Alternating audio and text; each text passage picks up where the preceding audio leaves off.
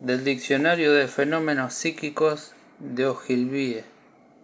La telequinesia es la capacidad para mover objetos a causar transformaciones en ellos mediante la fuerza de la mente.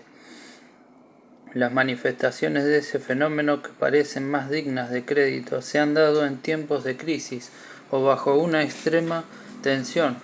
La evasión de un coche para liberar un cuerpo aprisionado, el movimiento de los escombros de un edificio derrumbado, etc. A menudo se confunde este fenómeno con la actividad de los poltergeists, que son espíritus juguetones. Debemos decir que los poltergeists son seres astrales de discutible realidad, mientras que se estima que la telequinesia es una función empírica de la mente, posiblemente de naturaleza electroquímica. Cuando habían terminado de hacer el amor y ella se arreglaba la ropa lentamente en el asiento trasero del Ford 1963 de Tommy Ross, Snell se encontró con que sus pensamientos volvían a concentrarse en Carrie White. Era un viernes por la noche y Tommy miraba pensativo por la ventana trasera, con los calzoncillos todavía en los talones. El efecto resultaba cómico, pero a ella le despertaba una extraña ternura. La había invitado a jugar a los bolos. Eso, por supuesto, fue una excusa mutuamente aceptada. El acto sexual había estado en sus mentes desde el comienzo. Salía con Tommy más o menos como su novia desde octubre. Ahora era mayo y solo hacían 2 semanas que eran amantes. 7 veces, contó ella, esa noche había sido la 7ª. Todavía no había visto fuegos artificiales ni escuchado una banda de música, pero había resultado un poquito mejor. La primera vez sintió un dolor infernal. Sus amigas Helen Shives y Jean Gould la habían hecho y ambas le aseguraron que solo dolía durante 1 minuto, como una inyección de penicilina, y que luego eso era el cielo. Sin embargo, para Sue, la primera vez había tenido la sensación de que la atravesaban con el mango de un azadón. Más tarde Tommy le había confesado, con una sonrisita culpable, que además se había puesto mal el preservativo. Esa noche era la 2ª vez que habían comenzado a sentir algo parecido al placer, y en ese momento todo había acabado. Tommy había aguantado todo lo que había podido, pero de repente simplemente todo había terminado. Parecía demasiada fricción para sentir solo cierto calor. Después del acto se había sentido abatida y melancólica, y con ese estado de ánimo pensó en Carrie. Una ola de remordimiento la acogió con todas sus defensas bajas, y cuando Tommy apartó la vista de Brickell Hill, ella estaba llorando. «Oye», exclamó alarmado, «oye, vamos». La abrazó torpemente. «Estoy bien», replicó ella sin dejar de llorar. «Tú no tienes la culpa. Hoy hice algo que no estuvo bien. Me estaba acordando de ello». «¿Qué?», preguntó Tommy, acariciándola suavemente la parte de atrás del cuello. Se encontró de pronto embarcada en el relato de lo que había sucedido por la mañana, y apenas podía creer que era su voz la que escuchaba. Afrontando la situación con franqueza, se dio cuenta de que la razón principal por la que se había entregado a él era que estaba enamorada, encaprichada. No tenía importancia, los resultados eran los mismos de él, y ponerse en esa posición en ese momento, participando de una repelente broma en las duchas, difícilmente era el método establecido para enganchar a un tipo. Y Tommy era, por supuesto, popular.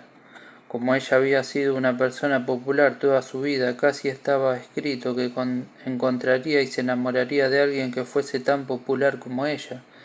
Estaban casi seguros de que serían elegidos rey y reina del baile de la primavera de la escuela, y en el último curso ya lo habían elegido la pareja del año para el anuario. Se habían convertido en una estrella fija en el cambiante firmamento de las relaciones humanas de la escuela, reconocidos como Romeo y Julieta, y supo con repentina repugnancia que en todas las escuelas blancas suburbanas de Estados Unidos había una pareja como ellos. Había conseguido lo que siempre había ansiado, una sensación de seguridad, de que había un lugar para ella, de prestigio, y se encontraba, sin embargo, con que todo ello llevaba consigo una inquietud que la seguía como una hermana poco brillante. No era como ella había pensado, había cosas tenebrosas que se acumulaban alrededor de su tibio círculo de luz. La idea de que ella le había permitido metérselo, tienes que decírselo de esa manera, si esta vez sí, sencillamente porque él era popular, por ejemplo, el hecho de que se veían bien caminando juntos, o que ella podía mirar su reflejo en un escaparate y pensar, una bonita pareja, estaba totalmente segura, quizás solo esperanzada, de que su debilidad no llegaba a ese punto, que no era capaz de caer dócilmente víctima de las complicadas expectativas de sus padres, sus amigos e incluso ella misma. Pero ahora había ocurrido eso de la ducha, en lo que había participado y puesto manos a la obra con salvaje regocijo.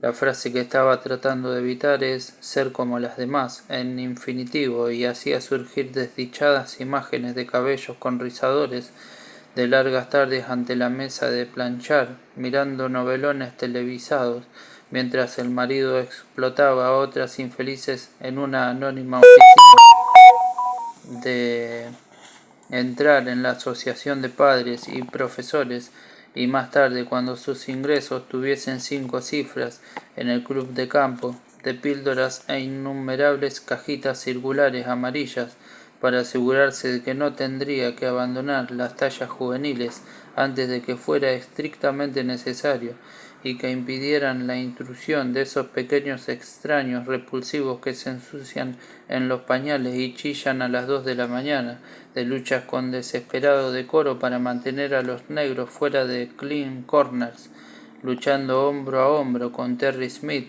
Miss Flor de Patata 1975 y Vicky Jones, vicepresidenta de la Liga Femenina, armada con letreros y solicitudes y con una sonrisa dulce y ligeramente desesperada. Carrie, la maldita Carrie, ella tenía la culpa. Quizás antes de ese día hubiese escuchado pisadas distantes que giraban en torno de ese lugar iluminado en que ambos vivían, pero esa noche, al escuchar su propia sórdida y lamentable historia, vio realmente las siluetas de todas esas cosas y los ojos amarillos que brillaban como linternas en la noche. Ella ya se había comprado el vestido para el baile de gala, era muy hermoso, de color azul.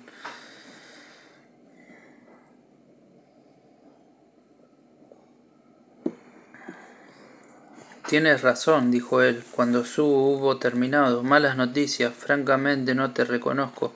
Se había puesto muy serio y ella sintió que se le incrustaba un helado fragmento de terror. Luego él sonrió, tenía una sonrisa muy alegre y las tinieblas se desvanecieron un poco. Una vez di una patada en las costillas a un chico que estaba inconsciente. ¿Te lo he contado alguna vez? Ella negó con la cabeza. Pues eso hice, dijo, y se frotó la nariz pensando en el pasado. Su mejilla se estremeció con un tic, de la misma manera que le ocurrió cuando confesó que la primera vez se había puesto mal el preservativo. El chico se llamaba Danny Patrick. Una vez me arrió cuando estábamos en la sexta primaria. Yo le odiaba, pero también le tenía miedo. Le estaba echando. Ya entiendes lo que quiero decir. No lo entendía, pero sintió de todos modos. Bueno, finalmente se metió en una pelea un año más tarde, o así. Una mala elección. Peter Taber era un tipo bajo, pero musculoso. No recuerdo por qué fue la pelea, canicas o algo así. Y finalmente Peter se levantó justiciero y lo molió a puñetazos. Esa fue en el patio de la vieja escuela Kennedy. Danny cayó, se golpeó la cabeza y quedó inconsciente. Todos huyeron. Pensamos que podía estar muerto. Yo también me largué, pero antes le di una buena patada en las costillas. Luego me sentí muy mal por lo que había hecho. ¿Y tú le vas a pedir disculpas? La preguntó pilló. La pregunta pilló a Sue desarmada y todo lo que pudo hacer fue argumentar débilmente. ¿Lo hiciste tú? Ah, diablos, no. No tenía ningún interés en pasar una temporada en el traumatológico. Pero hay una gran diferencia, Susie. Sí, ya no estamos en el séptimo año y yo tenía alguna razón para hacerlo, aunque era bastante pobre. ¿Te ha hecho alguna vez esa pájara atontada? No respondió porque no podía. En toda su vida no había intercambiado más de 100 palabras con Carrie y un tercio de ellas las había pronunciado ese día. Educación física era la única clase que tenían en común desde que había terminado los primeros años de la secundaria. Carrie seguía los cursos de secretariado. Sue, por supuesto, se preparaba para la universidad. Repentinamente se encontró despreciable, descubrió que no podía soportarlo y se volvió contra él. ¿Cuándo comenzaste a hacer estas grandes consideraciones morales? ¿Después que empezaste a acostarte conmigo? Vio que el buen humor desaparecía de su rostro y se arrepintió. Supongo que debía haberme callado, dijo y se subió los calzoncillos. No es culpa tuya. Se trata de mí, replicó ella, y le puso la mano en el brazo. Estoy avergonzada, ¿comprendes? Lo sé, dijo, pero yo no debería estar dando consejos, no sirvo para eso. Tommy, ¿detestas alguna vez ser tan tan popular? ¿Yo? Preguntó con la sorpresa escrita en el rostro. ¿Te refieres al fútbol y a ser presidente del curso y esas cosas? Eh, Sí, no es muy importante. La escuela secundaria no es un lugar muy importante. Cuando uno está asistiendo a ella se imagina que es una gran cosa, pero cuando termina nadie cree que haya sido tan formidable, a no ser que tenga algunas cervezas de más en el cuerpo. Por lo menos así son mi hermano y sus compinches. No la tranquilizó, por el contrario, sus temores se intensificaron. La pequeña Susie, Miss Escuela Secundaria Ewen, capitana del contingente de universitarios novatos, con el vestido que llevó en la fiesta de gala guardado para siempre en el armario, protegido por un envoltorio de plástico. La oscuridad de la noche se pegaba en las ventanillas ligeramente empañadas. Probablemente terminaré trabajando en el negocio de coches usados de mi padre y pasaré las noches de los viernes y los sábados en el Uncle Billy o de Cavalier, bebiendo cerveza y hablando de ese partido en que cogí ese lanzamiento a distancia de Saunders y desbaratamos el juego del equipo de Dorchester. Casarme con alguna mujer regañona, tener siempre el coche último modelo, votar por los demócratas. No, interrumpió Sue, con la boca llena de un horror dulce y oscuro. Lo atrajo hacia ella. Ámame. Mi cabeza no funcionaba bien esta noche. Ámame. Ámame. Y él le hizo el amor. Y esta vez fue distinto, esta vez pareció que finalmente había espacio y no hubo una pesada fricción, sino un roce delicioso que subía y bajaba. Él tuvo que detenerse 2 veces, jadeante, y aguantar, pero luego proseguía. Él era virgen antes de mí y lo reconoció, yo le hubiese creído una mentira, y proseguía con fuerza y su aliento le llegaba, entrecortado y penetrante. Entonces comenzó a gritar y a aferrarse a su espalda. Incapaz de controlarse, transpirando, había desaparecido ese sabor amargo, cada célula parecía alcanzar su propio clímax, y el cuerpo lleno de sol, música en sus oídos, mariposas detrás de la cabeza, en la jaula de su mente. Más tarde, camino de casa, él la invitó formalmente al baile de primavera. Ella aceptó. Tommy le preguntó si ya había decidido lo que iba a hacer respecto a Carrie. La respuesta fue que no. Él dijo que daba lo mismo, pero a ella le pareció que no era así. Empezaba a pensar que tenía una tremenda importancia. De telequinesia, análisis y consecuencias por el decano K. L. McGuffey, Science Yearbook de 1982. Por supuesto que hoy todavía existen científicos. Lamentablemente los investigadores de la Duke University están en la vanguardia de ellos. que rechazan las aterradoras implicaciones subyacentes en el caso de Carrie White, como la Flatlands Society, los Rosacruces y los Corlys de Arizona, que tienen la certeza de que la bomba atómica no funciona. Estos desdichados se pasan ante el rostro de la lógica con la cabeza metida en la arena.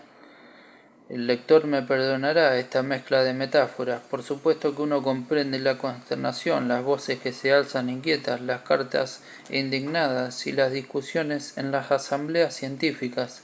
La idea de la telequinesia ha sido un trago amargo para los hombres de ciencia debido a todos esos accesorios de películas de horror que la rodean, tableros de espiritismo, mediums, golpes en la mesa y cuerpos astrales, pero la compresión no perdona la irresponsabilidad científica. Las consecuencias del caso White suscitan graves y difíciles interrogantes. Un terremoto ha estremecido nuestras ordenadas nociones sobre la manera en que suponemos que el universo funciona y reacciona. Se puede hacer responsable incluso a un físico de prestigio como Gerald Luponet por alegar que todo el asunto era un truco y un fraude aún frente a las abrumadoras pruebas que presentó la Comisión White. Porque si lo de Carrie White es la verdad, entonces, ¿qué pasa con Newton? Carrie y su madre estaban sentadas en la sala, escuchando a Tennessee Ernie Ford cantar Let Be Lower Lights Be Burning en un fonógrafo Webcor que mamá llamaba vitrola o cuando estaba de muy buen humor vitro. Carrie estaba instalada frente a la máquina de coser y accionaba el pedal mientras cosía la manga de un nuevo vestido. Miss White, sentada bajo el crucifijo de yeso, hacía un paño de encaje y seguía con el pie el ritmo de la canción, que era una de sus favoritas, Miss Pippi Bliss, que había escrito ese himno y otros, aparentemente innumerables. Era uno de los notables ejemplos de la mano de Dios sobre la tierra. Había sido marinero y pecador, dos términos que eran sinónimos en el vocabulario de mamá. Un blasfemo, uno que se reía en la cara del Todopoderoso. Entonces se había levantado una tremenda tormenta en el mar y el bote había estado a punto de zozobrar. Mr. Pippi Bliss había doblado sus pecadoras rodillas ante una visión del infierno que abría para recibirlo bajo el lecho del océano y había elevado una plegaria. Mr. Pippi Bliss prometió a Dios que si lo salvaba, le dedicaría el resto de su vida a él. La tormenta, por supuesto, se calmó de inmediato. La clemencia del Padre brilla desde su elevado faro, pero nos deja el cuidado de las luces de la orilla. Todos los himnos de Mr. Pippi Bliss tenía cierto sabor marinero. El vestido que se estaba haciendo era en realidad muy bonito, de un color vino oscuro, lo más cerca del rojo que le permitía su madre, y las mangas anchas. Trataba de mantener su mente concentrada exclusivamente en la costura, pero por supuesto esta vagaba. La luz que colgaba del techo era potente, intensa, amarilla. El polvoriento sofá de felpa estaba por supuesto desierto. Carrie no había recibido nunca la visita de un chico, y en la pared del extremo dos figuras parecidas, el Cristo crucificado y bajo él su madre. De la escuela había llamado a la lavandería y ella había venido a casa a mediodía. Carrie la había observado mientras subía por el sendero y su estómago se había contraído. Era una mujer alta y fuerte y siempre llevaba sombrero. Recientemente se le habían comenzado a hinchar las piernas y parecía que sus pies estaban siempre a punto de desbordar sus zapatos. Vestía un abrigo de tela con un cuello de piel también negro. Sus ojos azules se veían aumentados tras sus lentes bifocales sin montura. Acarreaba siempre un enorme bolso en el que guardaba su monedero, su billetera ambos negros, una gran Biblia también negra con su nombre en letras doradas y un montón de panfletos unidos por una tira elástica. Generalmente los panfletos eran anaranjados y la impresión se veía llena de manchas. Carrie sabía vagamente que su madre y su padre habían sido baptistas en un tiempo, pero que habían abandonado la iglesia al convencerse de que los baptistas estaban haciendo la labor del anticristo. Desde ese momento todo el culto se había llevado a cabo en casa. Su madre organizaba servicios religiosos los domingos, los martes y los viernes. Ella los llamaba días santos. Mills White era el ministro y Carrie los fieles. Las ceremonias duraban entre 2 y 3 horas. Su madre había abierto la puerta y penetrado en la casa con expresión impasible. Carrie y ella se habían mirado, separadas por las reducidas dimensiones del vestíbulo de entrada, como dos pistoleros antes de un duelo. Fue uno de esos breves momentos que parecen. Temor es posible que hubiese temor en los ojos de mamá. Muchos más largos cuando se los recuerda. La madre cerró la puerta tras ella. «Eres una mujer», dijo en voz baja. Carrie sintió que su rostro se retorcía contraído y no pudo evitarlo. «¿Por qué no me lo dijiste?», gritó. «Oh, mamá, estaba tan asustada y todas las chicas se rieron de mí y me arrojaron cosas». Y su madre se había estado acercando y en ese momento su mano se alzó ágil y veloz. Una mano dura, callosa, llena de músculos, la golpeó en la mandíbula con el dorso y Carrie, llorando a gritos, cayó sobre el suelo del vestíbulo. «Y Dios hizo a Eva en la costilla de Adán», dijo Mills White. Sus ojos se veían muy grandes a través de sus gafas, como dos huevos escalfados. Golpeó a Carrie con el lado del zapato y ésta dio un grito. «Levántate, mujer, vamos a rezar.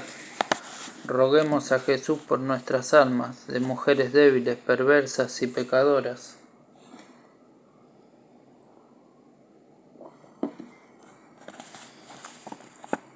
«Mamá». Los sollozos eran demasiado violentos y no había lugar para más. La histeria delante se había manifestado en medio de muecas y palabras inintengibles. No podía ponerse de pie, solo conseguía arrastrarse hacia la sala con el cabello colgando sobre la cara mientras profería su llanto estrepitoso y áspero. De vez en cuando su madre le daba una patada. Así cruzaron la sala en dirección al altar, que se encontraba en una pequeña habitación que había servido de dormitorio. Y Eva fue débil. «Y dilo, mujer, dilo». «No, mamá, por favor, ayúdame». El pie osciló. Carrie dio un grito. «Y Eva fue débil y soltó el cuervo por el mundo», continuó la madre, «y el nombre del cuervo era pecado, y el primer pecado fue el trato carnal. Y el Señor castigó a Eva con una maldición, y esa fue la maldición de la sangre. Y Adán y Eva fueron expulsados del paraíso y penetraron en el mundo, y Eva encontró que su vientre se había hinchado, pues esperaba un hijo». El pie alcanzó las nalgas de Carrie y ésta dio de narices contra el suelo de madera. Ya llegaba el cuarto en que se encontraba el altar. Sobre una mesa cubierta con un paño de seda bordado había una cruz y unas velas blancas a cada lado de ella. Detrás se veían varios cuadros de Cristo con sus apóstoles, de esos que se han pintado por miles, y hacia la derecha estaba el peor lugar de todos, la cueva del terror, la prisión en la que toda esperanza, toda resistencia a la voluntad de Dios y a la de su mamá se desvanecía. La puerta del armario empotrado se abría con una mueca burlona en su interior bajo una horripilante bombilla azul que parecía siempre encendida. Estaba la versión de Darrault del famoso sermón «Pecadores en manos de un Dios airado» de Jonathan Edwards. Y hubo una segunda maldición, y esa fue la maldición del parto. Y Eva dio a luz a Caín con sangre y sudor. En ese momento la madre la arrastró, medio en pie, medio a gatas, hasta el altar, donde ambas cayeron de rodillas. La mujer agarró con fuerza la muñeca de Carrie, y después de Caín, Eva dio a luz a Abel, pues todavía no se había arrepentido del pecado de trato carnal. Y fue así como el Señor castigó a Eva con una tercera maldición, y esa fue la maldición del homicidio. Caín se alzó y mató a Abel con una roca, y con todo Eva no se arrepintió, ni tampoco lo hicieron todas sus hijas, y la astuta serpiente fundó sobre Eva un reino de prostitución y pestilencia. Mamá, aulló. Mamá, por favor, escúchame, no fue culpa mía. Inclina la cabeza, oremos. Deberías haberme dicho. La madre, la madre llevó la mano a la parte posterior del cuello de su hija, y con ella estaba toda la potencia muscular desarrollada durante 11 años de lanzar pesadas bolsas de ropa y acarrear pilas de sábanas mojadas. La cara de Carrie, con sus ojos desorbitados, se vio impulsada hacia adelante, y su frente se fue a estrellar con fuerza contra el altar. Dejó una marca y las velas se tambalearon. Oremos, repitió la madre en voz baja, implacable, llorando y sorbiendo por la nariz. Carrie inclinó la cabeza. Un hilo de moco le colgaba como un péndulo y ella se lo limpió. Si hubiese recibido 5 centavos por cada vez que la había hecho llorar allí. Con el dorso de la mano. «Oh Dios», exclamó la madre con intensidad, lanzando la cabeza hacia atrás, «ayuda a esta mujer pecadora que está junto a mí, para que vea el pecado en su vida y sus obras. Muéstrale que si su pecado se hubiese mantenido pura, la maldición de la sangre no habría caído sobre ella. Quizá haya cometido el pecado del pensamiento lujurioso, quizá haya escuchado música de rock and roll en la radio, quizá la haya tentado el anticristo. Muéstrale que esta es la obra de tu mano bondadosa y vengativa. Y no, déjame en paz.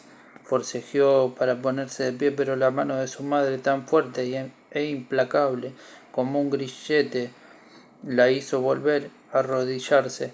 Y tu señal de que desde ahora debe caminar por la senda estrecha si quiere evitar la candente agonía del pozo eterno. Amén.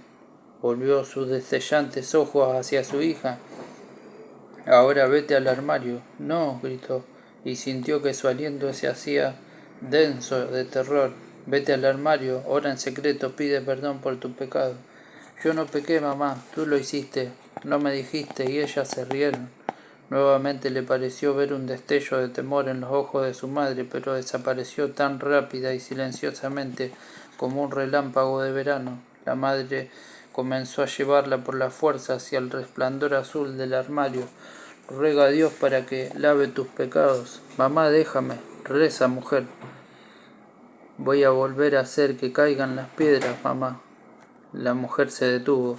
Incluso pareció que la respiración se paralizaba en su garganta, y luego la mano se cerró sobre el cuello de la muchacha. Se cerró hasta que Carrie vio unas horribles manchas rojas ante sus ojos, y sintió que su mente se ponía borrosa y como distante. Los desmesurados ojos de su madre bailaban delante de ella. «Engendro del demonio», murmuró la mujer. «¿Por qué recibí esta maldición?» La mente de Carrie giraba en un torbellino, buscando algo que fuera lo bastante enorme como para expresar su agonía, su vergüenza, su terror, su odio, su pánico. Parecía que toda su vida se había reducido a ser derrotado momento de rebeldía. Sus ojos se desorbitaron enloquecidos, su boca llena de saliva se abrió. «Puta», chilló. La madre hizo un ruido sibilante como de un gato quemado. «Pecado», gritó. «Oh, pecado». Comenzó a golpear a Carrie en la espalda, el cuello, la cabeza. Carrie, tambaleándose, se veía impulsada hacia el cerrado resplandor azul del armario. Volvió a chillar. «Te acostaste con mi padre. Eso salió por fin, porque de qué otra manera podrías haber nacido tú. Qué bien, qué bien». Fue lanzada de cabeza dentro del armario, se golpeó en la pared del fondo y cayó al suelo, medio aturdida. La puerta se cerró de un portazo y la llave giró en la cerradura. Había quedado sola con el airado Dios de su madre. La luz azul iluminaba un cuadro de inmenso Yahvé barbudo, que arrojaba multitudes de seres humanos que aullaban desesperados a través de nubosas profundidades a un abismo de fuego. Más abajo, horribles figuras negras luchaban entre las llamas mientras el hombre negro permanecía sentado en un tronco enorme y llameante, con un tridente en mano. Su cuerpo era el de un hombre, pero tenía una cola erizada de púas y cabeza de chacal. Esta vez ella no cedería, pero por supuesto que lo hizo. Se necesitaron 6 horas, pero cedió y llorando llamó a su mamá para que le abriera la puerta y la dejara salir. La necesidad de orinar era horrible. El hombre negro la miraba con una mueca burlona en su cara de chacal, y sus ojos color escarlata conocían todos los secretos de la sangre de la mujer. Una hora después de que empezó a llamar, su madre la dejó salir. Carrie corrió desesperadamente hacia el baño. Fue solo en ese momento, 3 horas más tarde, sentada allí con su cabeza inclinada sobre la máquina de coser como un penitente, cuando recordó el temor en los ojos de su madre y pensó que sabía la razón. Otras veces ella la había hecho permanecer en el armario días enteros, cuando robó esa sortija de 49 centavos en Shaver 5 and 10, la vez que le encontró la fotografía de Flash Bobby Pickett bajo su almohada, y una vez se había desmayado por la falta de comida y olor de sus propios excrementos, y nunca antes había contestado en la forma en que lo había hecho ese día.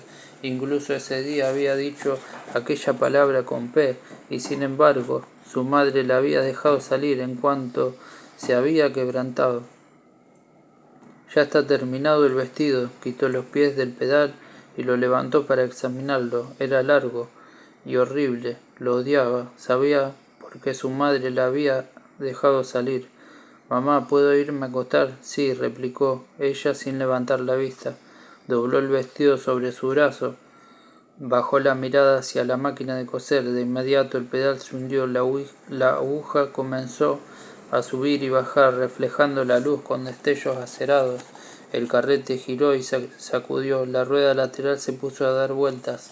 La madre irguió la cabeza bruscamente con los ojos muy abiertos. El rizado encaje que con paciencia elaborada en el borde del pañito, maravillosamente intrincado y a la vez parejo y preciso, súbitamente se había desordenado. «Solo estoy enrollando el hilo», dijo Carrie. «Vete a la cama», dijo secamente la madre, y el temor había vuelto a sus ojos. Sí, temía que arrancara de sus bisagras las puertas del armario. «Mamá, y creo que podría, sí, creo que podría».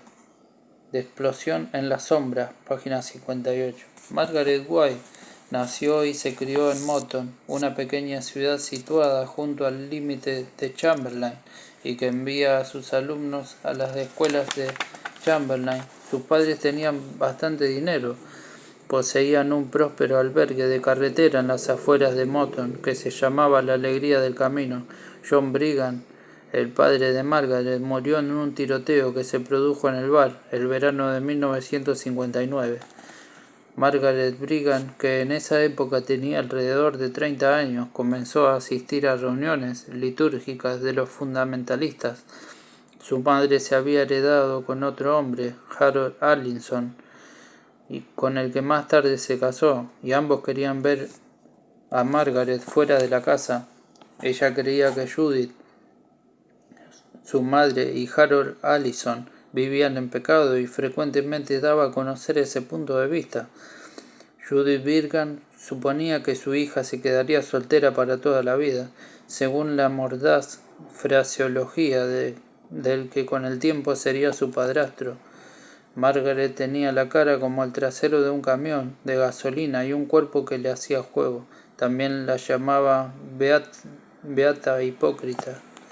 Margaret no quiso abandonar la casa hasta 1960, cuando conoció a Ralph White en una asamblea para la renovación de la fe. En septiembre de ese año se trasladó a un pequeño apartamento en Chamberlain Center. El noviazgo de Margaret Brigham y Ralph White terminó en matrimonio el 23 de marzo de 1962. El 3 de abril de 1962, Margaret White ingresó de forma misteriosa por un corto periodo en el hospital de Westover. No quiso decirnos lo que le pasaba, comentó Harold Allinson. La vez que fuimos a verla nos dijo que vivíamos en adulterio, aunque estábamos casados, y que íbamos a ir a dar al infierno. Dijo que Dios había puesto una marca invisible en nuestra frente, pero que ella podía verla. Parecía una loca, como un murciélago en un gallinero. Eso es lo que yo digo. Su madre trató de ser amable con ella, de enterarse de lo que le pasaba, pero se puso histérica y comenzó a delirar acerca de un ángel con una espada y que pasaría por los patios de estacionamiento y los albergues de carretera y descuartizaría a los malos. Nos fuimos. Sin embargo, Judith Allison tenía cierta idea de lo que podría haberle ocurrido a su hija. Pensaba que Margaret había perdido un bebé. De ser así, la criatura habría sido concebida fuera del matrimonio. La confirmación de este punto arrojaría una nueva e interesante luz sobre el carácter de la madre de Carrie White. En una larga y algo histérica carta de su madre, fechada el 19 de agosto de 1962, Margaret le decía que ella y Ralph vivían sin pecar, libres de trato carnal. Instaba a Harold y Judy a que cerraran esa morada de maldad e hicieran como ellos, declaraba a Margaret poco antes de terminar la carta. La única manera en que tú y ese hombre podéis evitar la lluvia de sangre que está por venir. Ralph y yo, como María y José, no conoceremos ni ensuciaremos nuestros cuerpos si tenemos descendencia que sea voluntad divina. Sin embargo, el calendario nos dice que Carrie fue concebida más adelante ese mismo año.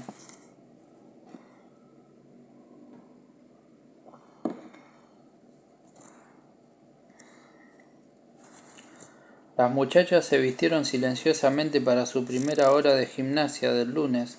No hubo bromas ni chillidos, y ninguna se mostró muy sorprendida cuando Mrs. Harding abrió de un golpe la puerta y entró en el vestuario.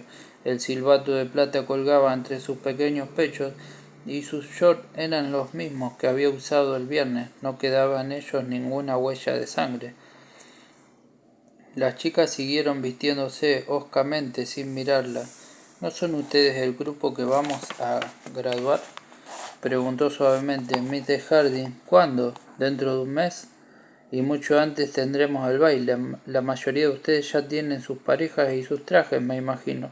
Sue irá con Tommy, Ross, Helen, con Roy, Edwards, Chris. Me imagino que puedes escoger quién es el afortunado. Billy Nolan, dijo Chris Hargensen, resentida. Vaya, qué suerte, comentó la profesora. ¿Qué le vas a dar como prenda de fiesta, Chris? ¿Un tampón ensangrentado o tal vez un trozo de papel higiénico usado? Tengo entendido que son las cosas que prefieres estos días. Chris se puso roja. Me voy.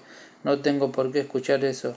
Mrs. Harding no había conseguido quitarse la imagen de Carrie durante todo el fin de semana. Carrie gritando, lloriqueando, con un tampón empapado en el vello de su pubis y la violencia de su propia reacción.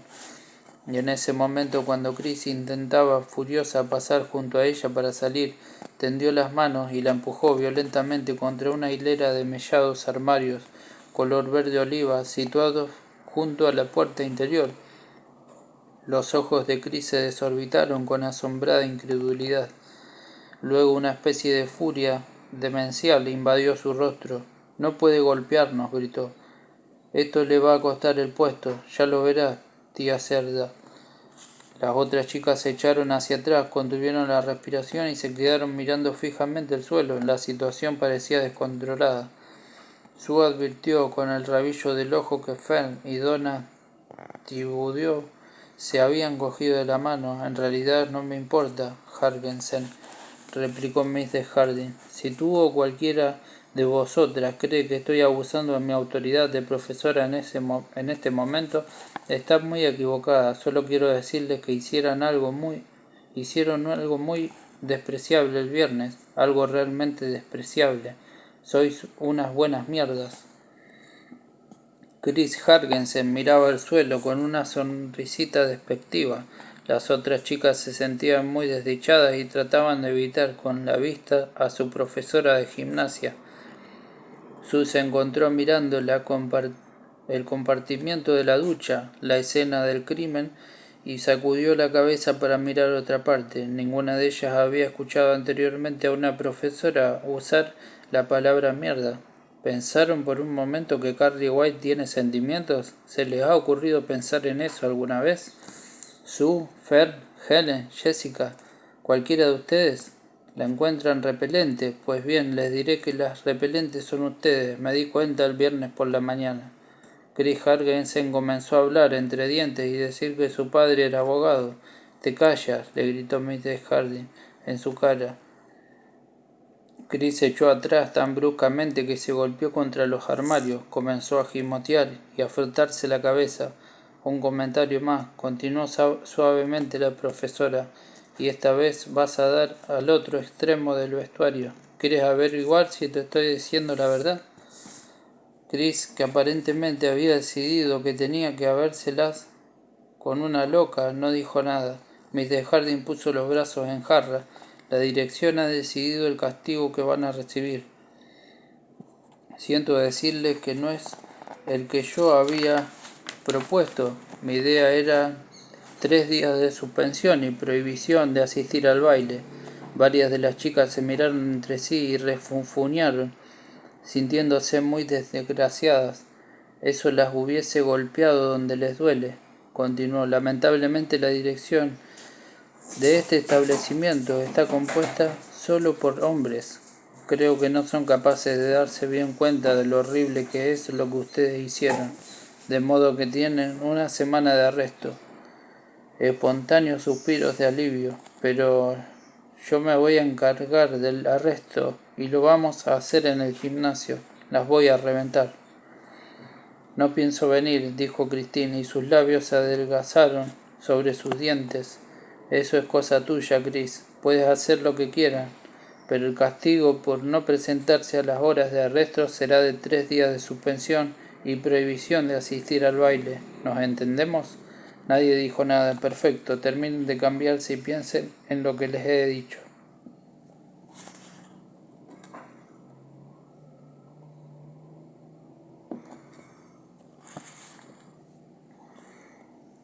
Salió. Completo silencio durante un largo y apesadumbrado momento. Luego Chris Hargensen dijo con histérica estridencia: «No puede salirse con la suya». Abrió un armario al azar, sacó un par de zapatillas y las lanzó por el cuarto. «Va a pagar por esto, maldita sea, ya veremos. Si nos mantenemos unidas podremos». «Cállate, Chris», dijo Sue, y quedó perpleja al advertir en su voz un tono adulto, desmayado y sin vida. «Cállate, por favor, esto no va a terminar aquí», dijo Chris Hargensen, descorriendo de un tirón la cremallera de su falda y cogiendo sus shorts verdes deshilachados según la moda. «Falta mucho para que esto termine», y tenía razón. La explosión en las sombras, página 60-61. Según la opinión de este investigador, muchas de las personas que han estudiado el caso de Carrie White, ya sea con propósitos científicos o de divulgación, han puesto un énfasis equivocado en la búsqueda relativamente estéril de hechos telequinéticos en la infancia de la muchacha. Utilizando una comparación aproximada, podríamos decir que es como pasar años investigando las primeras masturbaciones en la infancia de un violador. A este respecto, el espectacular suceso de las piedras sirve más bien como una pista falsa. Muchos científicos han adoptado la errónea creencia de que donde ha habido un incidente debe haber otros.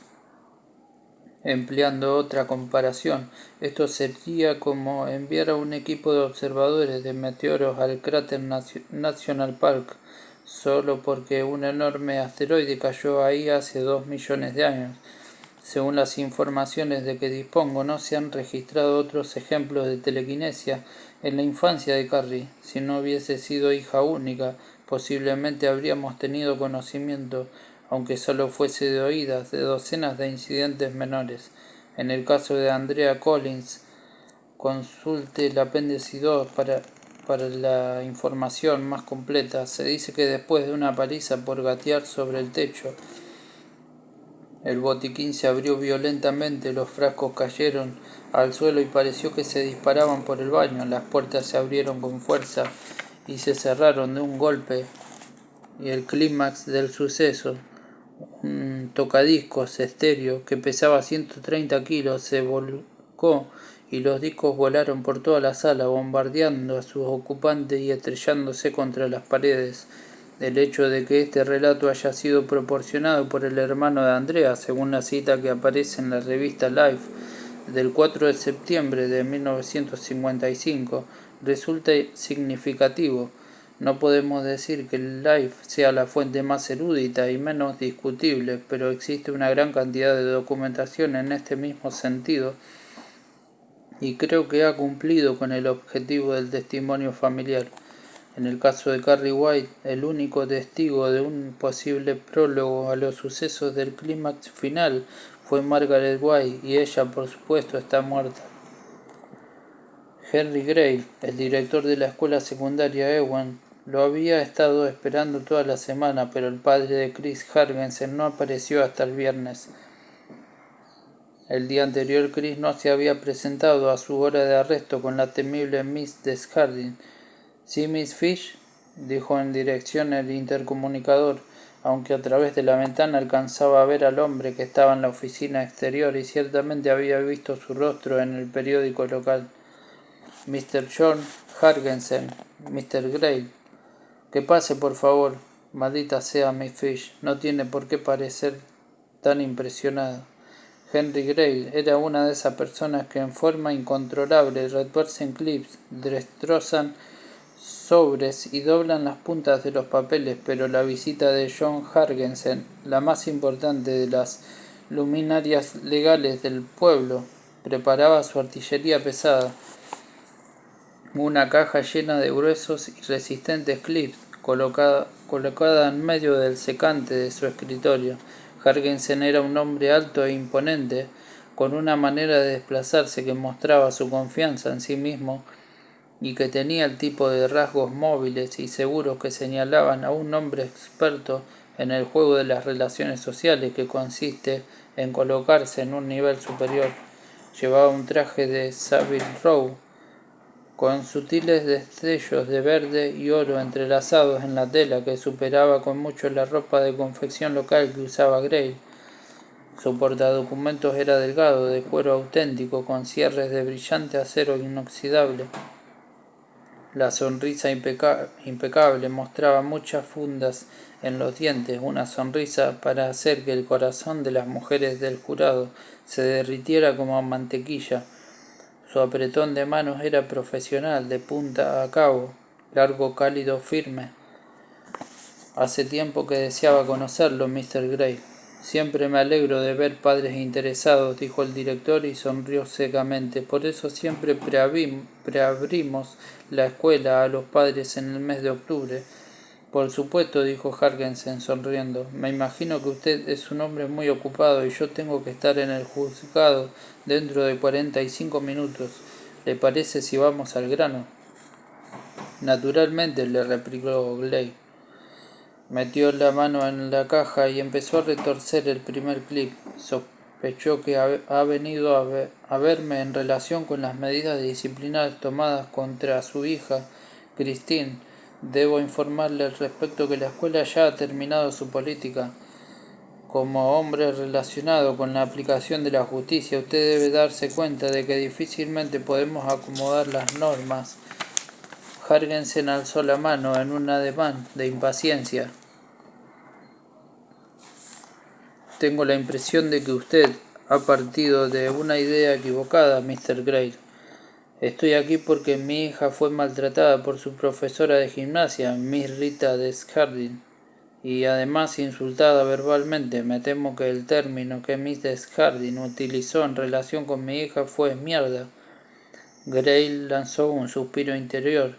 Ya le hemos llamado la atención al respecto. La sonrisa de John Hargensen se enfrió 10 grados. Me temo que eso no sea suficiente. Tengo entendido que este es el primer año que esta joven ejerce como profesora, ¿no es así? En efecto, y su labor nos ha parecido eminentemente satisfactoria. En apariencia, su definición de eminentemente satisfactoria incluye arrojar alumnos contra los armarios y emplear el vocabulario de un marinero. Grail se defendió. Como abogado debe de estar al tanto de que este Estado otorga a la escuela el derecho al principio in loco parentis, asumiendo la responsabilidad total. Tenemos todos los derechos de los padres durante las horas que pasan en la escuela. Si no lo conoce, le aconsejo que revise el caso Monadnock Consolidated School District, Cranepool. Oh, conozco muy bien ese principio, replicó Hargensen. También sé que ni el caso Cranepool, que ustedes, los directores, son tan aficionados a citar, ni el caso Frigg están remotamente relacionados con malos tratos e insultos verbales. Sin embargo, tenemos el caso School District número 14 versus David. ¿Lo conoce? Gray lo conocía. George Kramer, el subdirector de la escuela en cuestión, solía jugar al póker con él, pero George ya no jugaba mucho. Estaba trabajando en una compañía de seguros después de haber decidido cortarle el pelo a un alumno. El distrito escolar había tenido que pagar $7,000 por daños a unos 1,000 por tijeretazo. Gray le cogió un nuevo clip. Pero dejemos de citarnos casos, Mr. Gray. Somos dos hombres muy ocupados. No quiero pasar un rato desagradable. No quiero un lío. Mi hija está en casa. Permanecerá allí el lunes y martes. Con eso completará los 3 días de su suspensión. Con un gesto de la mano indicó que deseaba concluir el asunto. Si pudiera atrapar un buen chico aquí, tiene una estupenda chica. Esto es lo que quiero, continuó. Primero, que se autorice a mi hija para asistir al baile. La fiesta de fin de curso es importante para una chica y Chris se siente muy desdichada. Segundo, que no se renueve el contrato de la de Desjardins. Eso lo pido para mí. Creo que ni siquiera llevar la escuela a los tribunales podría conseguir que la despidieran y recibir, además, una suculenta cantidad por daños y perjuicios. Pero no soy vengativo, de modo que la alternativa que me ofrece, si no acepto sus exigencias, son los tribunales.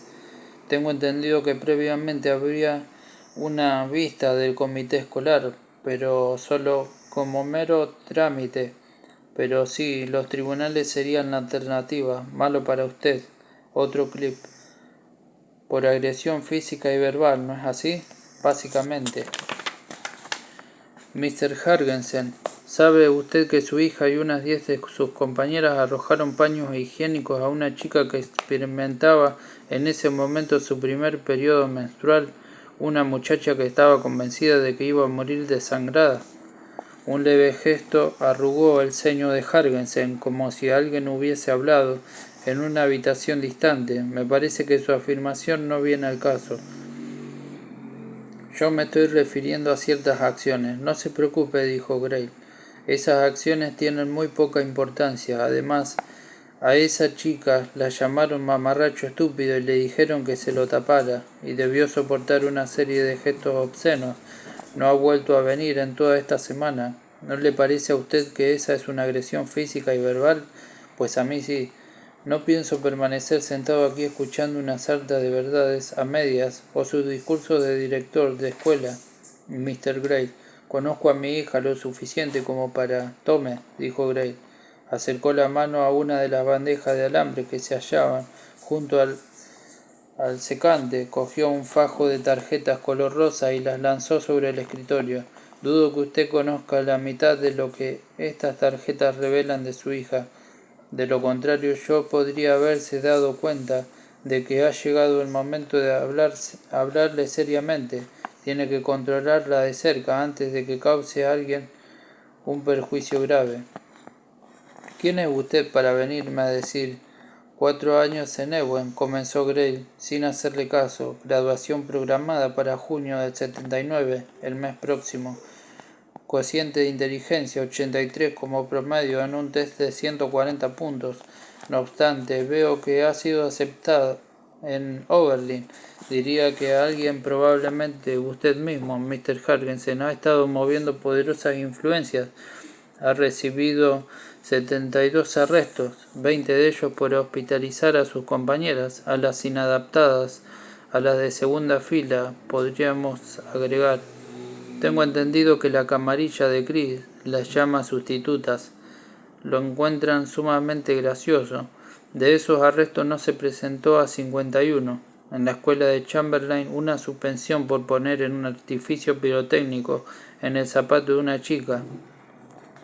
En la tarjeta hay una nota que dice que la broma estuvo a punto de costarle los dedos del pie a la pequeña Irma Swope.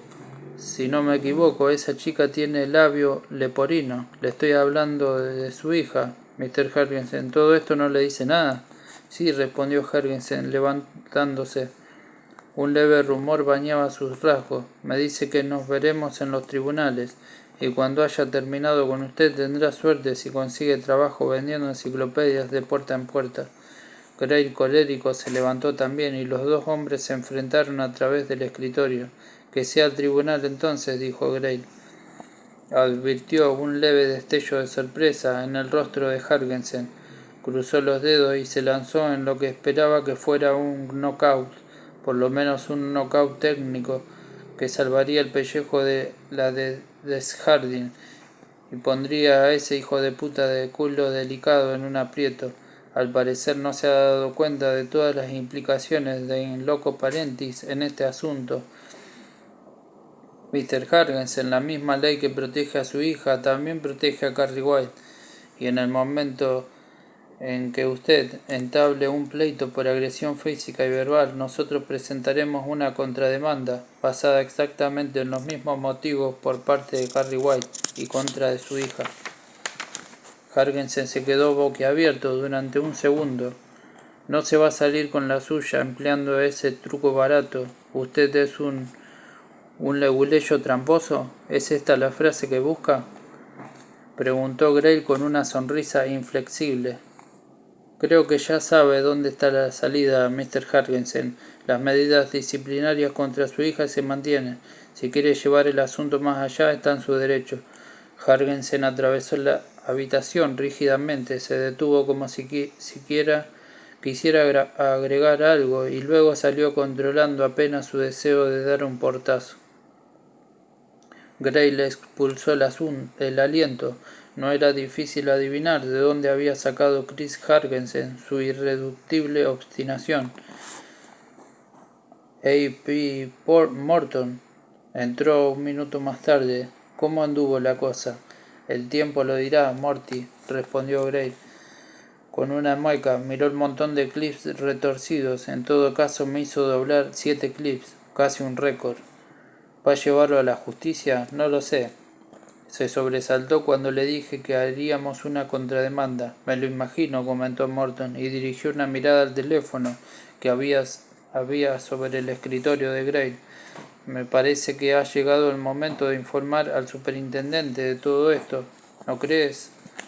Sí, dijo Gray, cogiendo el auricular. Gracias a Dios. Mi seguro de desempleo está pagado. El mío también, dijo Morton con lealtad. De explosión en las sombras, apéndice 3. Carrieta White presentó los versos siguientes como tarea de poesía en séptimo año. Mr. Edwin King, que fue su profesor de inglés en este curso, nos dice: no sé por qué lo guardé, ciertamente que no lo recuerdo como una alumna especialmente aventajada, y sus versos no son buenos, era muy tranquila, y no creo que haya levantado la mano en mi clase, pero en esto había algo que parecía desesperado. Cristo mira desde el muro, con su rostro impenetrable, y si me ama en su bondad, como ella me asegura, ¿por qué estoy tan sola? El borde del papel sobre el que escribió estas líneas está decorado con una multitud de figuras en forma de cruz que casi parecen bailar. El lunes por la tarde Tommy estaba en su entrenamiento de béisbol y Sue fue a esperarlo a la Kelly Fruit Company en The Center.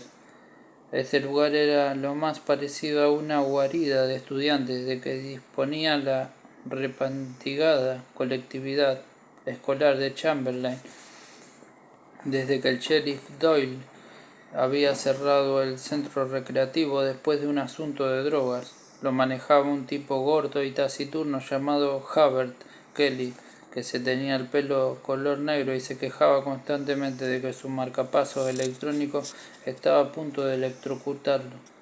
El local era una combinación de tienda de comestibles, bar y gasolinería.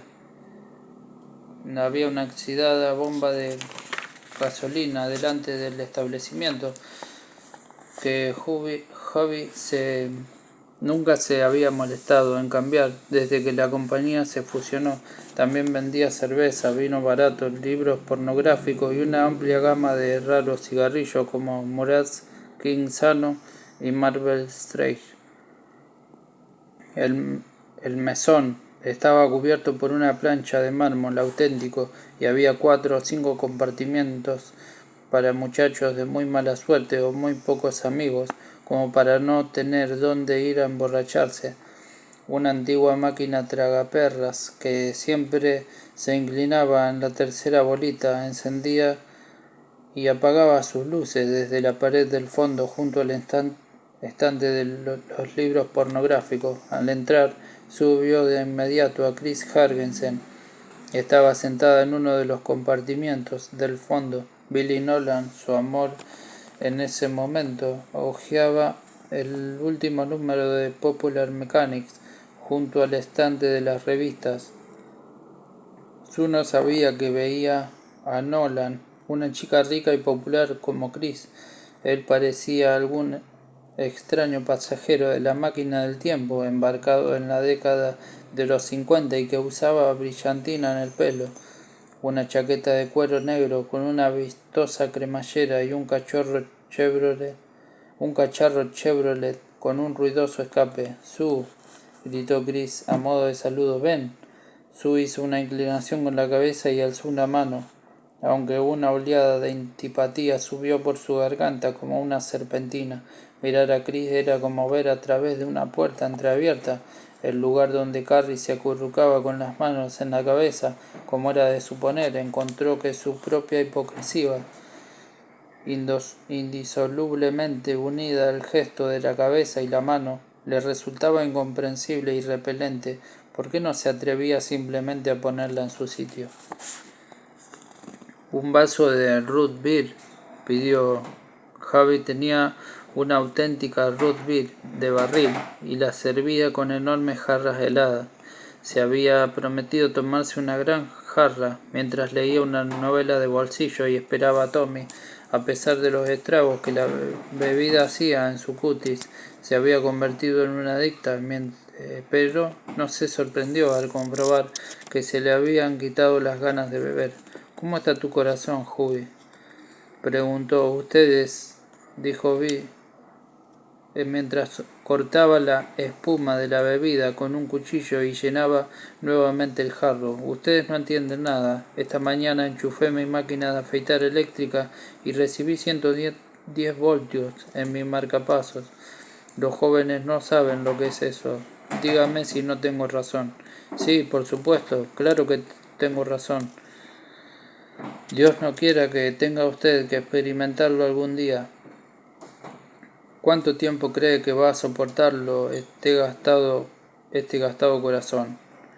«Lo van a saber cuando me compre la granja y esos imbéciles de la remodelación urbana conviertan este lugar en un patio de estacionamiento. Son 10 centavos». Sue deslizó la moneda sobre el mármol. 50 millones de voltios atravesando estos viejos tubos, continuó Hughie sombríamente, y se quedó mirando el pequeño bulto que se adivinaba en el bolsillo de su camisa. Sue se dirigió al compartimiento y se deslizó cuidadosamente al lugar desocupado junto a Chris. Chris estaba particularmente atractiva con su pelo negro recogido con una cinta verde de trébol y una ajustada blusa que destacaba sus senos firmes y erguidos. —¿Cómo estás, Chris? —Estupendamente bien —respondió ella, quizá con excesiva alegría—. ¿Sabes las últimas noticias? Me dejaron fuera del baile, pero te apuesto que ese besaculos de Grayley pierde el trabajo. Sue ya se había enterado, junto con todos los alumnos de Ewen. Papá les va a poner un pleito, continuó Chris, y luego gritó por encima del hombro: Billy, ven a saludar a Sue. Billy dejó caer la revista y se acercó con mucha calma. Llevaba los pulgares enganchados en su cinturón militar, abrochado a un costado, con los dedos colgando en dirección a la prominencia que aparecía entre las piernas de sus tejanos ajustados hacia los tobillos. Sue sintió que la invadía una ola de irrealidad y luchó contra un impulsivo deseo de cubrirse la cara con las manos y echarse a reír a carcajadas. —Hola, Sus —dijo Billy. Se instaló junto a Chris y comenzó de inmediato a acariciarle el hombro. Su rostro estaba desprovisto de toda expresión. Podría haber estado examinando una pierna de vaca. —Creo que vamos a meternos en la fiesta de todas maneras —dijo Chris, como una protesta por ese estúpido castigo. —¿Realmente piensas hacerlo? —preguntó Sue alarmada. —Bueno, no lo sé —replicó Chris, y dejó de pensar en eso. De pronto su rostro se contrajo con una expresión de furia tan brusca y sorprendentemente como la aparición de un tornado. Esa maldita Carrie White. Ojalá cogiera toda su beatería y se la metiera por el culo. —Pronto olvidarás todo el asunto —dijo Sue—. Si vosotras me hubieras seguido. —Demonios, Sue, ¿por qué no lo hiciste? Los tendríamos cogidos de los huevos. Nunca me imaginé que fueras un monigote de la dirección. Sue comenzó a sentir un ardor en el rostro. De los demás no sé, pero yo no soy un monigote de nadie. Acepté el castigo porque me pareció que lo merecía. Hicimos algo bastante repulsivo, eso es todo. Tontería, esa estúpida de Carrie anda diciendo que todo el mundo se va a ir al infierno, con excepción de ella y su santa madre, y tú la defiendes. Debimos hacerle tragar todos esos trapos. Sí, claro, te veré uno de estos días, Chris. Adiós, dijo Sue y se levantó.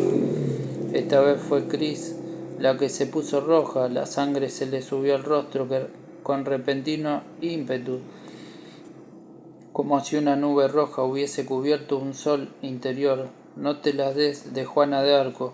Creo recordar que tú también arrojabas cosas juntos con todas nosotras. Sí, replicó Sue, temblando, pero ya he dejado de hacerlo. Oh, vaya, eres fanática, se maravilló Chris. Sí que lo eres.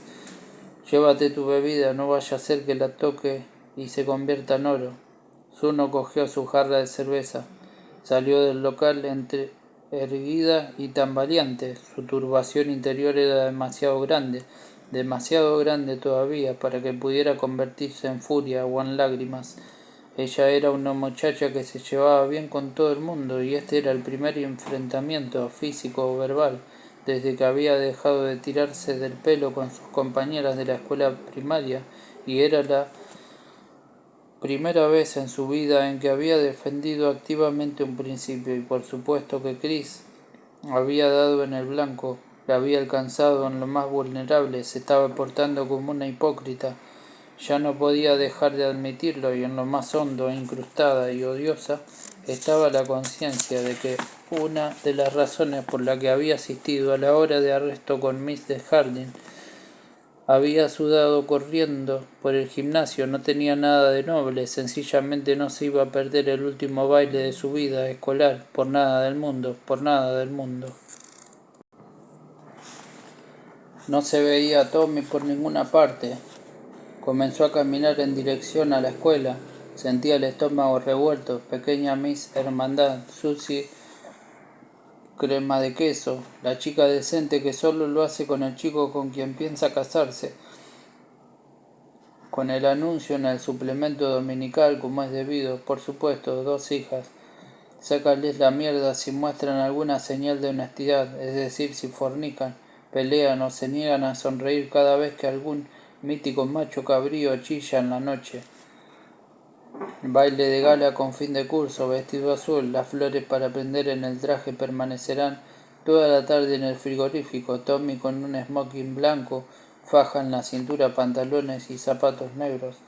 Padres que toman fotos junto al sofá de la sala con sus deslumbrantes Kodak y sus impresionantes Polaroid.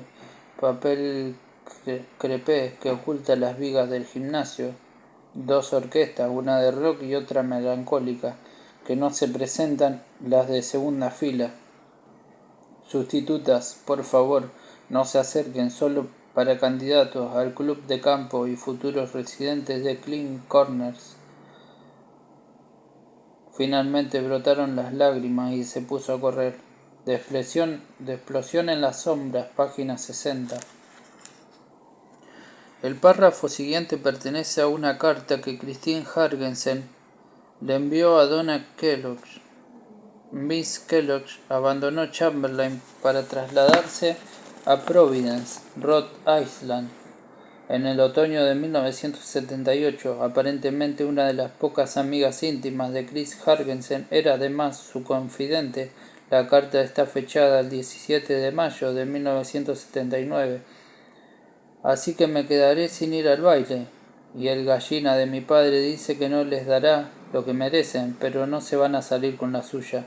Todavía no sé qué voy a hacer, pero te garantizo que todos se van a llevar una gran sorpresa. Era el 17 de mayo. Rayó la fecha en el calendario de su dormitorio. En cuanto se hubo puesto su largo camisón blanco, borraba cada día que pasaba con un grueso rotulador negro y se imaginaba que eso revelaba una actitud muy negativa ante la vida. Pero en realidad no le importaba, lo único que la preocupaba era saber que su madre le haría volver a la escuela al día siguiente y tendría que enfrentarse a todos. Se sentó en la pequeña mecedora, pagada con su propio dinero, que estaba junto a la ventana. Cerró los ojos y los barrió todos de su mente, junto con sus confusos pensamientos conscientes. Fue como barrer el suelo, levanta la alfombra del subconsciente y mete toda la basura debajo. Adiós. Abrió los ojos. Miró el cepillo para el cabello que estaba sobre su tocador. Doblégate. Estaba levantando el cepillo. Era pesado, como alzar una pesa con unos brazos muy débiles. Oh gemido. El cepillo se deslizó hasta el borde del tocador y más allá del punto en que la gravedad debería hacerlo caer, y luego osciló como si colgara de una cuerda invisible. Los ojos de Carrie se habían cerrado hasta dejar solo un resquicio. Las venas latían en sus sienes. Un médico se habría interesado en lo que su cuerpo realizaba en ese instante, pues no tenía explicación racional. La respiración se había reducido a 16 inspiraciones por minuto. La presión de la sangre había subido a 190, 100. Los latidos habían llegado a 140, más que en los astronautas bajo la pesada masa G en el despegue. La temperatura había bajado 34 grados. Su cuerpo quemaba una energía que no se sabía de dónde venía ni parecía ir a ninguna parte. Una electroencefalograma no habría mostrado ondas alfa, sino una gran masa erizada e irregular. Cuidadosamente hizo que el cepillo volviera a su lugar. Bien. La noche anterior se le había caído. Pierde todos los puntos. Ve a la cárcel. Volvió a cerrar los ojos y se meció. Se empezó a normalizar el funcionamiento de su organismo. Su respiración se aceleró hasta llegar casi a un jadeo. La mecedora producía un ligero crujido, pero no le molestaba. Resultaba tranquilizador. Mécete, despeja la mente. ¿Carrie? La voz de su madre subió ligeramente alterada. Recibe interferencias como la radio cuando una hace funcionar la batidora bien. ¿Has dicho tus oraciones, Carrie? Las estoy diciendo, respondió. Sí, claro que las estaba diciendo. Miró su pequeño sofá-cama. Doblégate. Un peso tremendo, enorme, insoportable. La cama se estremeció y luego un extremo se levantó, quizás 5 centímetros. Cayó de golpe. Se quedó esperando que su madre la llamara, enfadada. Una sonrisa jugueteaba en sus labios. No lo hizo. Carrie se levantó, se dirigió a su cama, se deslizó entre las frías sábanas, le dolía la cabeza y se sentía mareada. Como le ocurría siempre después de estas sesiones de ejercicio, el corazón le martilleaba con una violencia que asustaba. Alcanzó la luz, la apagó y se quedó de espaldas. Sin almohada, su mamá no le permitió usarla. Pensó en los aparecidos, en los demonios y en las brujas. Soy una bruja, mamá, la prostituta del diablo, que valgaban en la noche y cortan la leche, estropean la mantequilla y arruinan las cosechas mientras ellos se acurrucan en sus camas tras los signos cabalísticos que han garabateado en sus puertas. Cerró los ojos, se durmió y soñó con enormes piedras vivientes que se precipitaban en mitad de la noche buscando a su madre, buscándolos a ellos, tratando de huir, de esconderse, pero la roca no los ocultaría y el árbol seco no les daría refugio. Me llamo Susan Snell, por Susan Snell. Simon & Schuster, Nueva York, 1976. Hay algo que nadie ha entendido respecto de lo que sucedió en Chamberlain la noche del baile de fin de curso. No lo ha entendido ni la prensa ni los investigadores de la Duke University, ni David Congress, aunque su libro Explosión en las sombras es probablemente el único medianamente decente que se ha escrito sobre el tema. Y por cierto, que la comisión White, que me utilizó como víctima propiciatoria, tampoco lo entendió, y ese algo es un hecho fundamental. Éramos adolescentes. Carrie Chris Hargensen y yo teníamos 17 años, Tommy Ross tenía 18, Billy Nolan, que tuvo que repetir el 9º curso posiblemente antes de que aprendiera a hacer trampas durante los exámenes, 19. Los chicos mayores reaccionan de modos que socialmente resultan más aceptables que los de los más pequeños, pero de todos modos siguen siendo capaces de tomar decisiones erróneas, de actuar en formas exageradas o de subestimar las cosas. En el primer capítulo que se sigue a esta introducción me propongo mostrar estas tendencias en mí misma tan objetivamente como pueda. Sin embargo, el asunto que voy a tratar está profundamente relacionado con mi actitud respecto del baile de fin de curso, y si lo que pretendo es rehabilitar mi nombre, debo comenzar recordando escenas que me son particularmente dolorosas. Ya he contado antes esta historia principalmente ante la comisión White, que la escuchó con incredulidad. Cuando han muerto 200 personas y se ha destruido una ciudad, resulta fácil olvidar una cosa. Solo éramos unos adolescentes, unos chicos que tratábamos de hacer las cosas lo mejor que podíamos. Debes de haberte vuelto loca. La miró parpadeando, resistiéndose a creer lo que había oído. Se encontraban en la casa de él, y la televisión estaba encendida pero olvidada. Su madre había salido a visitar a Mills Klein, que vivía enfrente. Su padre trabajaba en el sótano. Construía una jaula. Sue se veía disgustada pero decidida. Así es como quiero que sea, Tommy. Pero yo no lo quiero así. Creo que es una locura más completa que he escuchado en mi vida. Algo que solo haría si perdiera una apuesta. El rostro de Sue se puso tenso. Vaya, me pareció que eras tú el que hacía los grandes discursos la otra noche, pero cuando se trata de ponernos en práctica lo que tú, Bocasa, espera, no te pongas así, la interrumpió él con una sonrisa, sin sentirse ofendido. No he dicho que no, ¿verdad? Todavía no, en todo caso, eres un... Espera, déjame hablar.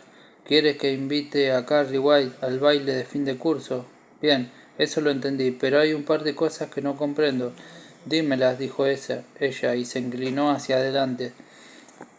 Primera, ¿de qué serviría? Y segunda, ¿qué te hace pensar que va a aceptar la invitación? ¿Que no va a aceptar? Vamos, se detuvo sin saber qué decir. Tú, todo el mundo te encuentra simpático y sabemos perfectamente que Carrie no tiene ninguna razón para que la gente simpática pueda interesarle. Contigo iría. ¿Por qué?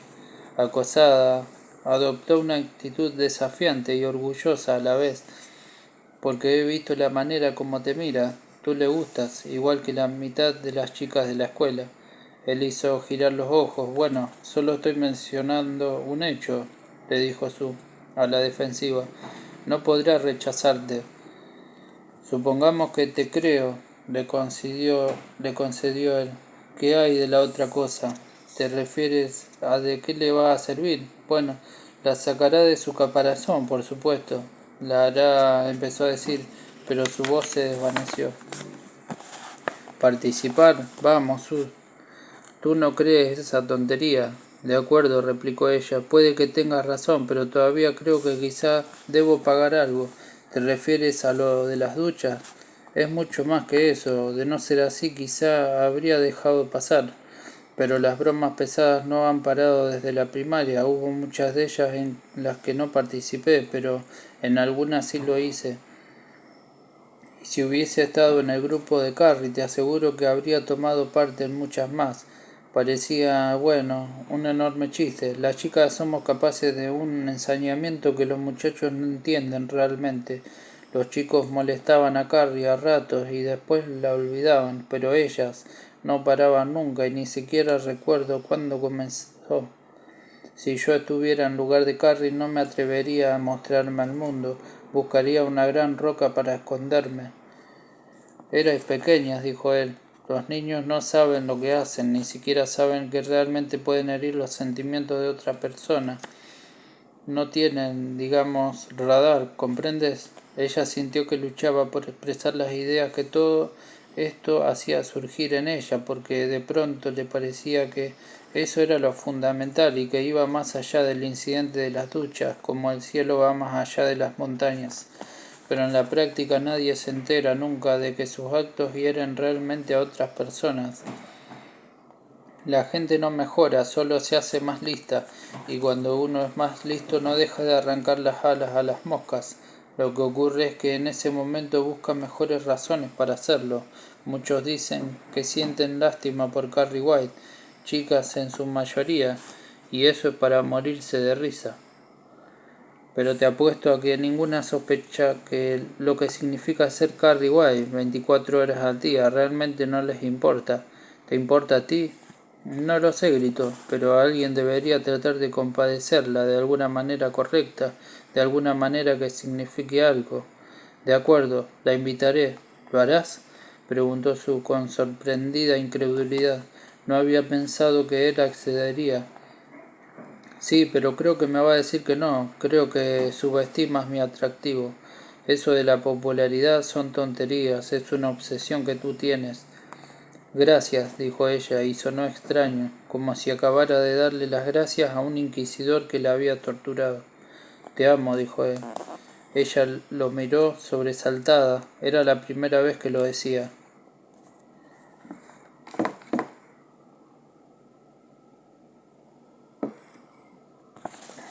De Me llamo Susan Snell, página 6.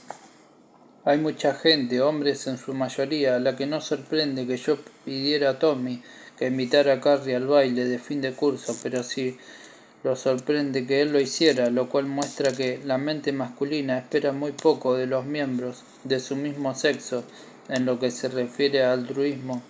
Tommy la llevó porque me amaba y porque eso era lo que yo deseaba.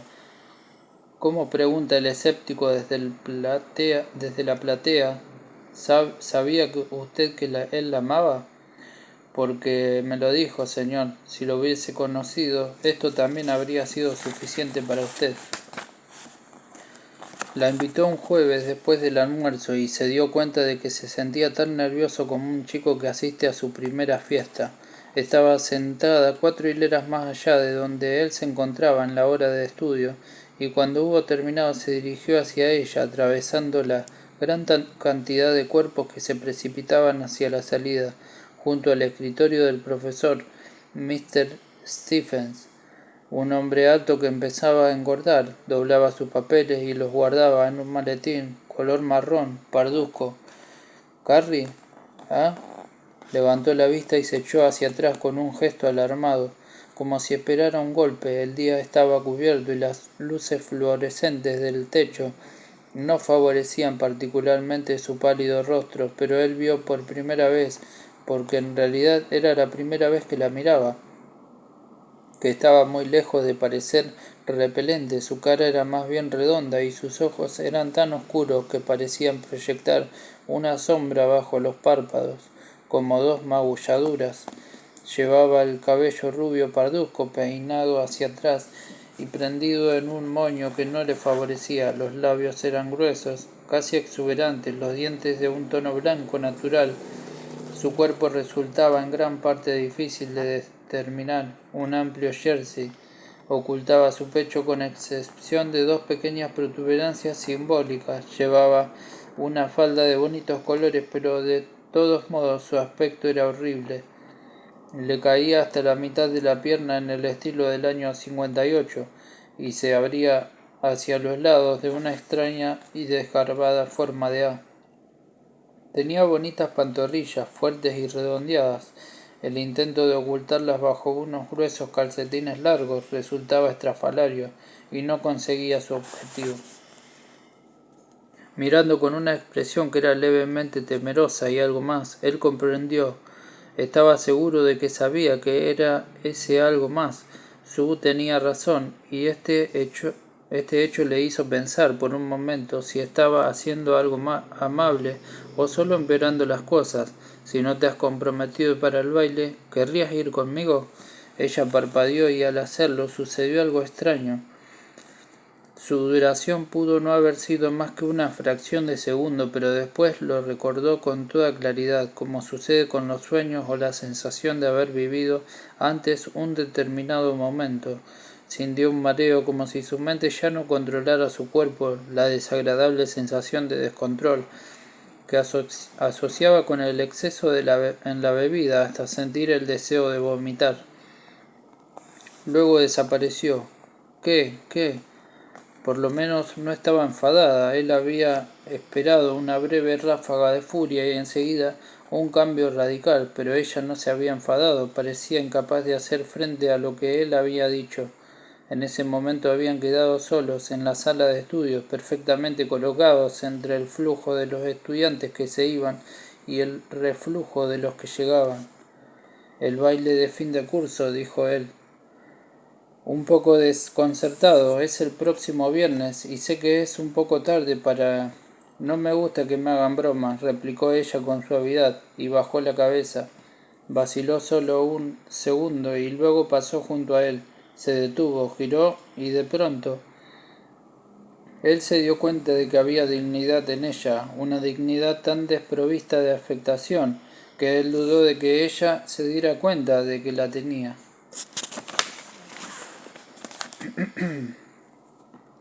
¿Creéis que me vas a tomar el pelo toda la vida? Sé con la chica que sales tú.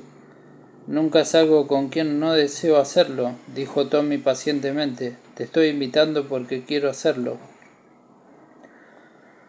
Sabía que, en último término, esa era la verdad. Sé que estaba haciendo un gesto de expiación, pero solo en forma directa. Comenzaron a entrar los alumnos que asistían a la hora siguiente y algunos los observaban con curiosidad. Dale Ullman dijo algo a un muchacho que Tommy no conocía y ambos se rieron disimuladamente. Ven, dijo Tommy, salieron al vestíbulo. Habían realizado la mitad del trayecto hacia el ala cuarta, en dirección contraria al aula de él, caminando juntos, aunque quizás solo por casualidad, cuando ella dijo en una voz muy baja que casi no le oía: me encantaría ir, me encantaría. Él era bastante perspicaz como para darse cuenta de que no se trataba de una aceptación y una vez más le asaltó la duda. En todo caso ya lo había comenzado. Hazlo entonces, será bueno para los dos. Nos encargaremos de eso.